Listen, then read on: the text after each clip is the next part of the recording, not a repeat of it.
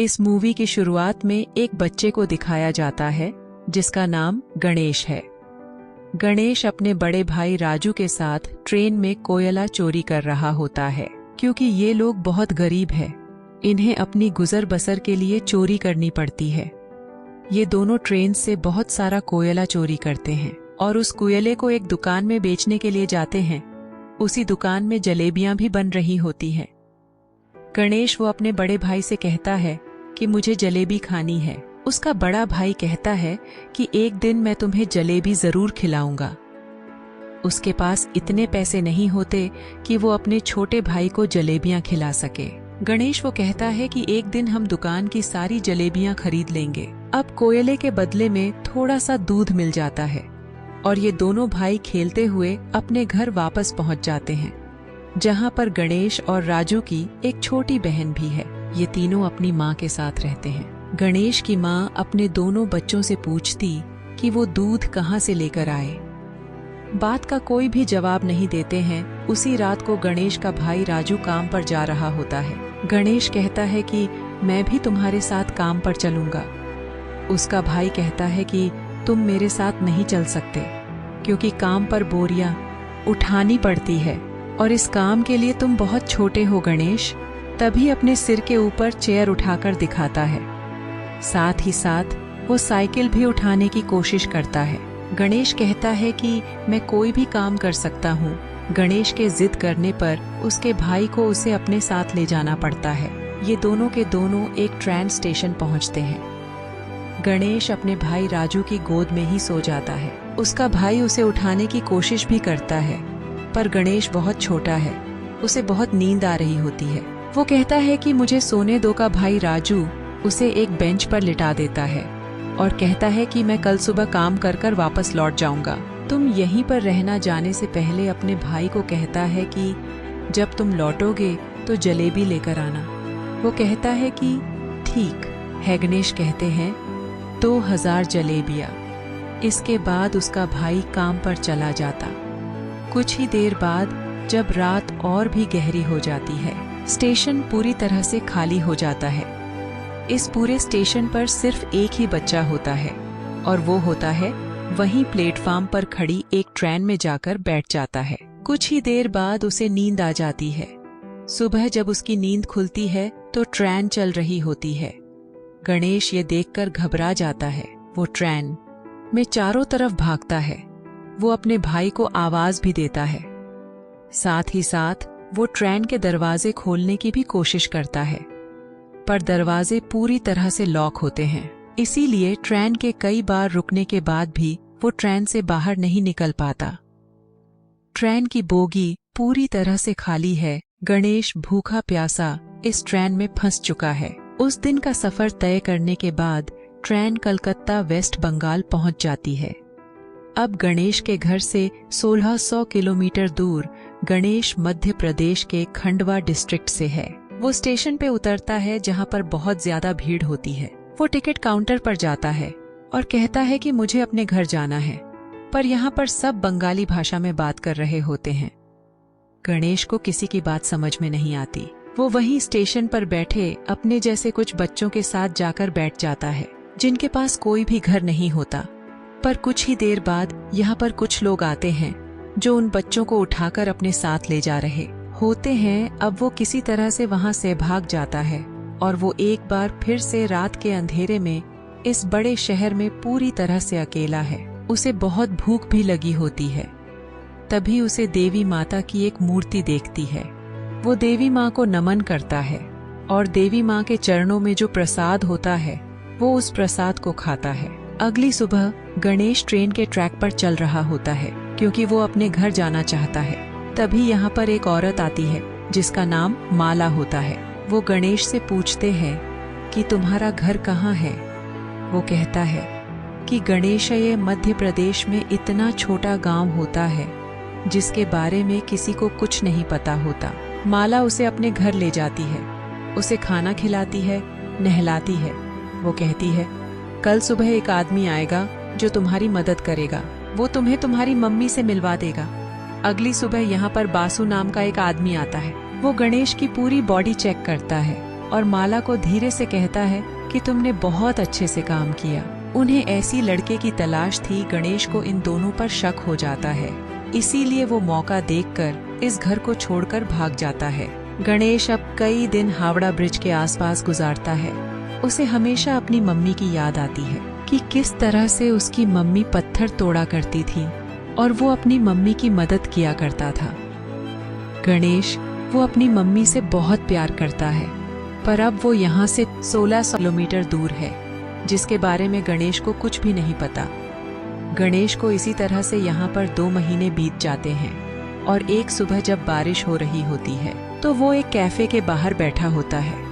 Cafe के अंदर एक लड़का कॉफी पी रहा होता है और बाहर से गणेश उसकी नकल उतार रहा होता है। वो लड़का बाहर आता है और गणेश को कच खाने के लिए देता है। इसके बाद वो गणेश को अपने साथ पुलिस स्टेशन ले जाता है। वो बताता है कि इस लड़के को बांग्ला बोली नहीं आती, ये हिंदी में बात करता है। जब मैंने इससे पूछा कि ये कहाँ से है तो इसने बताया कि एक गणेश तल्ले से हैं। इस जगह के बारे में ना लड़के को ना ही पुलिस वाले को कुछ पता होता है, क्योंकि ये मध्य प्रदेश में एक बहुत छोटा सा गांव है। लड़का शुरू से उसकी मम्मी का नाम भी पूछता है कि मेरी मम्मी का नाम अम्मी है। दरअसल उसे अपनी मम्मी का नाम नहीं पता होता। पुलिस उसके पेरेंट्स को ढूंढने की बहुत कोशिश करती है, पर गणेश के घर का, उसके गांव का, उसके परिवार का कुछ भी पता नहीं चलता। इसीलिए पुलिस उसे एक अनाथ आश्रम में भेज देती है। गणेश 3 महीने वहां पर गुजारता है और 3 महीने के बाद गणेश से एक लेडी मिलने आती है जिसका नाम मिसेस सूद होता है।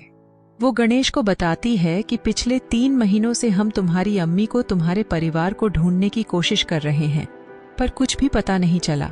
हमने न्यूज़पेपर में इश्तिहार भी दिया। जिस न्यूज़पेपर को हर रोज 1.5 करोड़ लोग पढ़ते हैं, पर इसका भी कोई फायदा नहीं हुआ। गणेश कहता है कि मेरा घर यहाँ से बहुत दूर है, मैं अपनी अम्मी के पास, राजू के पास जाना चाहता हूँ। मिसेस सूद कहती है कि हमने हर जगह तलाश करने की कोशिश की, अब इंतजार का कोई फायदा नहीं है। एक और ऑस्ट्रेलिया कपल है जो तुम्हें अडॉप्ट करना चाहता है। वो बहुत अच्छी लोग हैं, उनके साथ तुम बहुत खुश रहोगे। तुम्हें ऑस्ट्रेलिया जाना होगा। इसके बाद मिसेस सूद गणेश को अपने साथ अपने घर ले आती है, जहाँ पर कुछ और बच्चे भी होते हैं। मिसेस सूद सबको इंग्लिश के वर्ड टेबल मैनर्स से सब कुछ सिखाती हैं और अब गणेश को ऑस्ट्रेलिया भेज दिया जाता है, जहाँ पर मिस्टर जॉन और उनकी वाइफ शू, जिन्होंने गणेश को अडॉप्ट किया होता है, उसे देखकर वो बहुत खुश होते हैं। गणेश को ये अपने घर ले आते हैं। छोटे से मिट्टी के घर में रहने वाला गणेश जब इस घर को देखता है तो वो पूरी तरह से हैरान होता है। साथ ही साथ वो बहुत गुमसुम भी होता है, क्योंकि ये देश, यहाँ की हवा, मिट्टी सब गणेश के लिए पूरी तरह से नए हैं। गणेश की मॉम, जिसका नाम सू है, जिसने गणेश को अडॉप्ट किया है, वो गणेश से इंग्लिश में कहती है कि मुझे पता है कि तुम्हारा सफर इतना आसान नहीं था, तुम मुझे इस वक्त कुछ नहीं बता सकते, पर एक दिन तुम मुझे सब कुछ बताओगे। गणेश धीरे धीरे इनकी भाषा, इनका रहन सहन सीखना शुरू कर देता है। बहुत जल्द वो इन सब के साथ कंफर्टेबल हो जाता है। मिस्टर जॉन और उनकी वाइफ सुसरू से अपने बेटे की तरह प्यार करती है। वो उसकी जिंदगी में किसी तरह की कोई कमी नहीं होने देते। 1 साल बाद ये एक और बच्चे को अडॉप्ट करते हैं। जो इनके साथ एडजस्ट नहीं हो पाता, वो अपने आप को नुकसान पहुंचाना शुरू कर देता है। पर मिस्टर जॉन और उनकी वाइफ इस बच्चे को कंट्रोल करने की, समझाने की कोशिश करते हैं, क्योंकि वो इसकी मदद करना चाहते हैं। उसी रात को मिसेसू रो रही होती है। गणेश उनके पास जाता है, उनके आंसू पोंछता है और उनके गले से लग जाता है। यानी कि अब उसने पूरी तरह से उन्हें अपनी मॉम मान लिया है। धीरे धीरे वक्त बीता और 20 साल बीत जाते हैं। गणेश अब बड़ा हो चुका है। मिस्टर जॉन और उनकी वाइफ, जो गणेश के मोम डैड है, उनको गणेश पर गर्व होता है। वो होटल मैनेजमेंट की पढ़ाई करने के लिए मेलबॉर्न जा रहा होता है। वो अपने उस भाई से भी मिलता है जिसे मिस्टर और मिसेस जॉन ने सर्वे के बाद अडॉप्ट किया था, लेकिन ये दोनों एक दूसरे को पसंद नहीं करते। गणेश अब होटल मैनेजमेंट की इंट्रोडक्टरी क्लास में पहुंच जाता है, जहां पर सब अपने बारे में बताते हैं। गणेश कहता है कि वो अपना होटल खोलना चाहता है, साथ ही वो ये भी बताता है कि वो इंडिया में कलकत्ता से है। इसके बाद यहाँ पर जितने भी स्टूडेंट्स होते हैं वो सब के सब हाउस पार्टी रखते हैं जहाँ पर भी जाता है।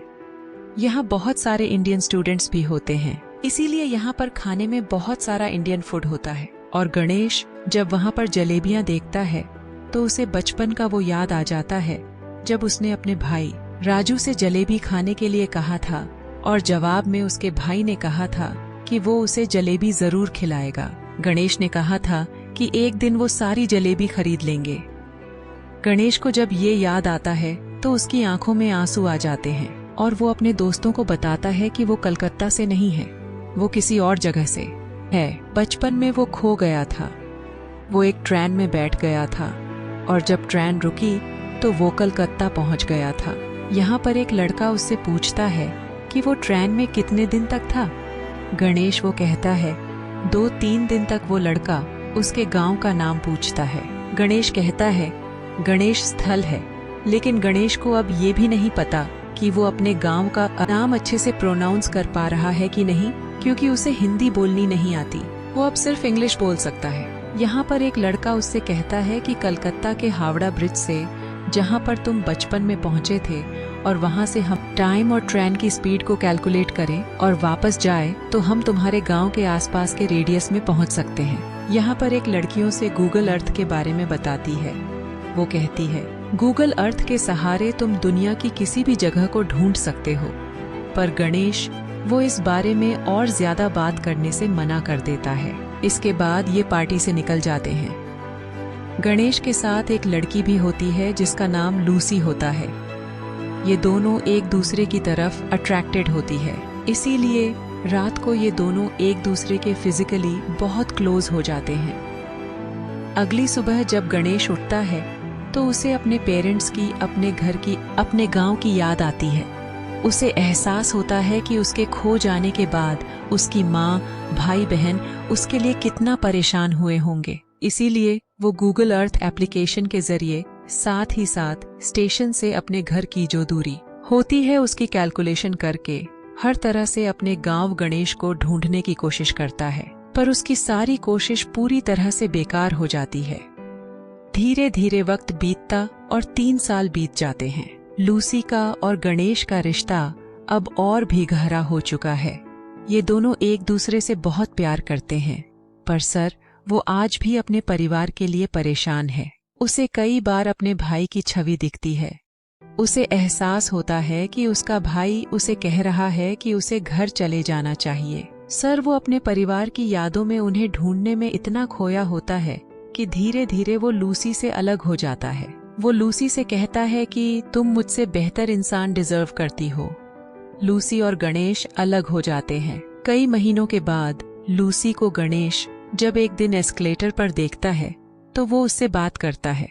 वो लूसी से कहता है कि वो उसे बहुत मिस करता है। इसके बाद एक बार फिर से दोनों एक दूसरे के बहुत क्लोज आ जाते हैं। लूसी गणेश से कहती है कि तुम्हें अपनी मॉम के पास जाना चाहिए, उन्हें तुम्हारी जरूरत है। अपनी मॉम के पास जाता है जिनकी तबीयत खराब होती है।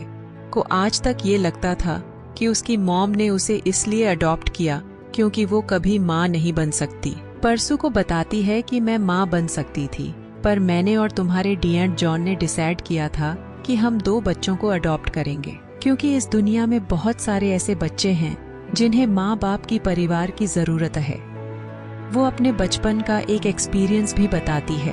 वो कहती है कि मेरे डैड बहुत ज्यादा अल्कोहल पीते थे। वो एक अच्छे इंसान नहीं थे। मैं हमेशा डरी डरी रहती थी और एक दिन जब मैं अपने घर के पीछे गई तो मैं चाहती थी कि धरती मुझे, तभी मुझे खेत की दूसरी तरफ एक बच्चा दिखा जिसकी ब्राउन स्किन थी और अगले पल वो बच्चा मेरी साइड में खड़ा था। उस पल मुझे एहसास हो गया कि अब मेरी जिंदगी में सब कुछ ठीक होगा। फिर तुम और तुम्हारा भाई मेरी जिंदगी में आए, लेकिन अब तुम मुझसे बात नहीं करते। मुझे तुम्हारी जरूरत है। गणेश को यहाँ पे एहसास होता है कि उसे अपनी मॉम का साथ देना चाहिए और साथ ही वो अपनी बायोलॉजिकल मदर को भी ढूंढना चाहता, अपने भाई को ढूंढना चाहता है। इसीलिए एक बार फिर से वो गूगल अर्थ पर अपने गांव को ढूंढने की कोशिश करता है।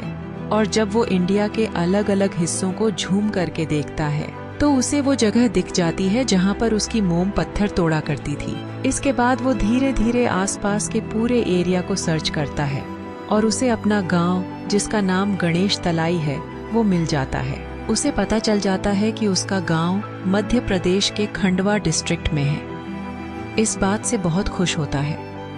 वो ये बात लूसी को और अपनी मॉम को भी बताता है। उसकी मॉम भी उसके लिए बहुत खुश होती है क्योंकि उसकी मॉम और उसके डेनट चाहते हैं कि वो इंडिया जाकर अपने परिवार से मिले। गणेश वो अब भारत आ जाता है और वो उस जगह पहुंच जाता है जहां पर उसने अपना बचपन बिताया था। वो धीरे धीरे बचपन की यादों से आगे बढ़ता हुआ उस घर तक पहुंच जाता है जहां पर बचपन में वो अपनी मॉम, अपने भाई और अपनी बहन के साथ रहा करता था। पर अब इस घर में कोई भी नहीं रहता। वो आस पड़ोस से पूछने की कोशिश भी करता है और उसकी भाषा किसी को भी समझ नहीं आती और ना ही अब वो हिंदी समझ सकता है। तभी वहां पर एक आदमी आता है जिसे इंग्लिश आती है। गणेश उसे अपने भाई का और अपनी बहन का नाम बताता है। उससे पूछता है कि जो परिवार पहले इस घर में रहता था अब वो कहाँ चला गया। पर वो आदमी उसकी बात का जवाब नहीं देता, वहां से चला जाता है। पर कुछ ही पलों के बाद वो लौट कर आता है और गणेश को इशारा करता है। गणेश जब उस तरफ जाता है तो वो देखता है कि सामने से एक बूढ़ी औरत आ रही होती है और ये औरत और कोई नहीं बल्कि वो होती है जिसकी गोद में गणेश ने अपना बचपन बिताया था। ये उसकी बायोलॉजिकल मॉम होती है। वो उनके गले लगकर बहुत रोता है। गणेश की मॉम आज तक इस गांव को छोड़कर इसीलिए नहीं गई थी क्योंकि उसे यकीन था कि एक दिन उसका बेटा लौटकर जरूर आएगा। गणेश की बहन भी यहाँ पर होती है। वो अपनी बहन को अपने गले से लगा लेता है पर गणेश अपने भाई से मिल नहीं पाता।